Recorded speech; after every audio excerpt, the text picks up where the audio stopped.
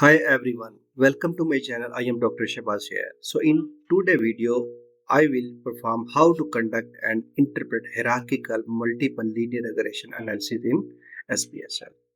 So basically, hierarchical multiple regression is used when we want to predict one continuous dependent variable using two or more independent variables entered into the model in a planned sequence. So unlike standard multiple regression where all predictors are entered simultaneously, hierarchical regression enters predictors in separate blocks or separate stages. The order of entry is determined by the researcher according to theory and are the purpose of the study. In this tutorial, I will explain why hierarchical regression is used, how to enter predictors in different blocks, and how to determine whether each new block significantly improves the model or not. The predictors are entered into the model in a specific researcher controlled behavior. For example, demographic or control variables may be entered in block 1. The main theoretical predictors may then be entered in block 2. Additional predictors such as an intervention variable or interaction term may be entered in block 3. So in this way, each new model contains all variables entered into the previous blocks together with the newly added predictors. The purpose of this hierarchical regression analysis is to determine whether a new set of predictors explains additional variance in the dependent variable after controlling for variables already entered into the model. So we are going to do the hierarchical regression analysis in SPSS practically. So we click on analyze and then click on regression, and we use the same tab as multiple linear regression, and we will put the dependent variable to dependent variable set. And now at this point we need to learn one thing. If we put the all four independent variables into independent variable sets, so in this way we are going to perform multiple linear regression. But in this video we are going to make and going to perform hierarchical multiple regression analysis. So in this way we will put each independent variable into independent set and then make blocks. Like, just see, first of all we enter green compensation and reward independent variable to independent list, and we see and make one block 1. So it means the model 1 will see whether green compensation and reward significantly improve green psychological climate or not. Now we move to second block where the independent variable is green imply involvement. So the condition is same. The green imply involvement will significantly impact psychological green climate. So it will make block 2. And the third condition is green performance and management and make the block 3. And then the last independent is green training and development and make the 4. So it means we have total 4 blocks where we will explain that only first variable, independent variable, green compensation and reward significantly influence psychological green climate. And then second model we will see another variable join the first one and how much both explain the variance independent, and then 3 and 4. So in this way we will do the hierarchical multiple regression analysis in SPSS. So now we go to statistics and click on descriptives part and partial correlations, collinearity diagnostics, and case-wise diagnostic, and then click on continue. Plots, we can see that we put the standardized residual because ZRESID is a standardized residual on y-axis, and the standardized predicted values on x-axis. We also need normality probability plot. Click on continue. Now save. So if you need standardized results, then click on standardized results. We also need cook distances. Options as they are same, and then we click on continue. Okay. So we get the results here. You can see the mean of each independent and dependent variable here, standard deviation, and number of sample we have 412. So there is also a correlation coefficient between each independent variable and with dependent variable. The correlation shows that there is a strong correlation between independent variables and dependent variable, and because the all correlation coefficients are significant. Okay, now we move to next table where we see the model summary. These are the correlation, and these are the coefficient of determination R square. So in this way we will interpret this table as per our path model coefficients. Okay, the ANOVA test also shows that there is a F statistics in model 1 and which is significant, and model 2 which is also significant, model 3 and 4 as well. Both all p-value in all four models are significant. So it means there is a significant impact on each independent variable on dependent variable, and we see the order and sequence as per the path coefficient table here.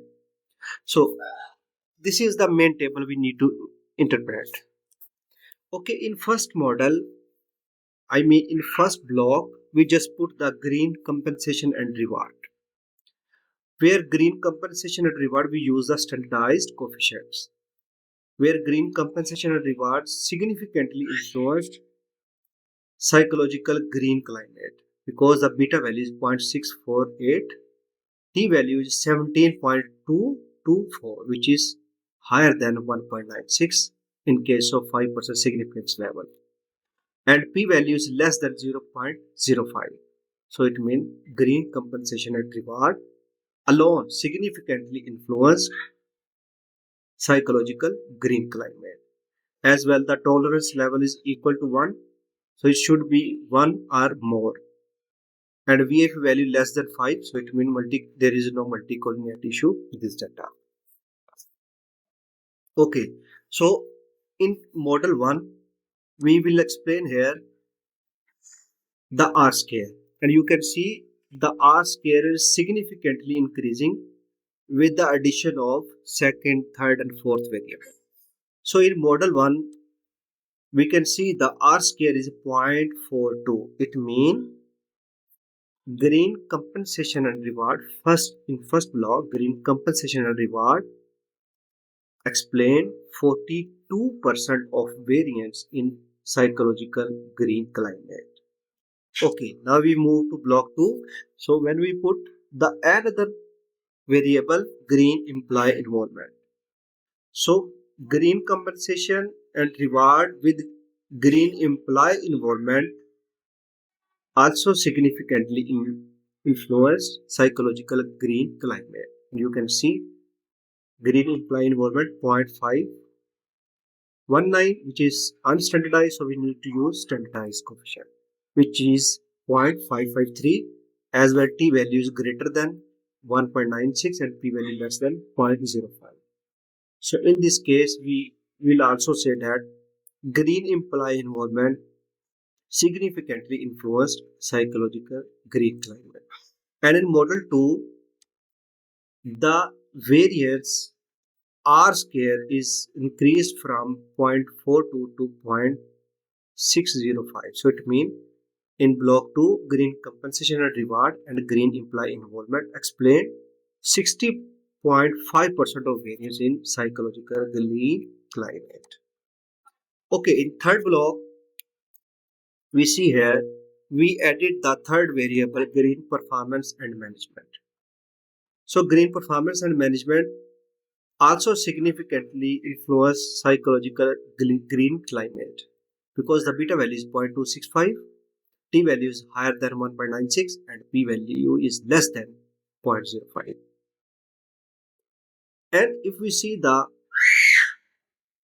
variance R square in block 3, where green compensation and reward, green employee involvement, and green performance and management significantly influenced psychological green climate, where three independent variables explained 63.42% of total variance in psychological green climate. And when we come to our fourth model, we added the fourth independent variable, green training and development. So this variable also significantly influence psychological green climate because the t value is higher than 1.96 and p value is higher than less than 0.05. So it means all four independent variables significantly impacted psychological green climate. And if we see the model for R square, in model for R square, R four independent variables explain 0.658% of total variance in psychological green climate. So it means R square value is increased with the addition of one another independent variable. So in this way, we do the hierarchical multiple regression analysis in SPSS. So we also see the excluded variables here and multicollinearity. We can also assess the multicollinearity here because all values of VA are lower than 5, so there is no multicollinearity issue in our data. And the most important thing is residual, standardized residual values. So we can see here the value, some values of from sample 275, 277, and these are the sample, and even 407 responded sample is not accurate, mean there are some extreme outliers because the standardized residual value, this value is above 3, this value is below -3, as well this value is above 3 and below -3, below -3, above 3 and below -3. So there are some extreme outliers in our data. So here are also you can see residual value, standardized residual. So these values are below -3. So in this way, we can also assess the residual normal data. You can also see here the normal probability plot where the data falls on the reference line and very close, and there are some points which are far away from the reference line. And here we see the scatter plot where standardized residual values, some values fall below -3 and some values above the 3. So in this way, there are some extreme outliers in the data. However, the most important thing in hierarchical multiple regression to see the regression and path model coefficients. So in this way, we do the hierarchical multiple regression analysis in SPSS. So if you find my video helpful, please subscribe to my channel and press the bell icon so you can get my next video.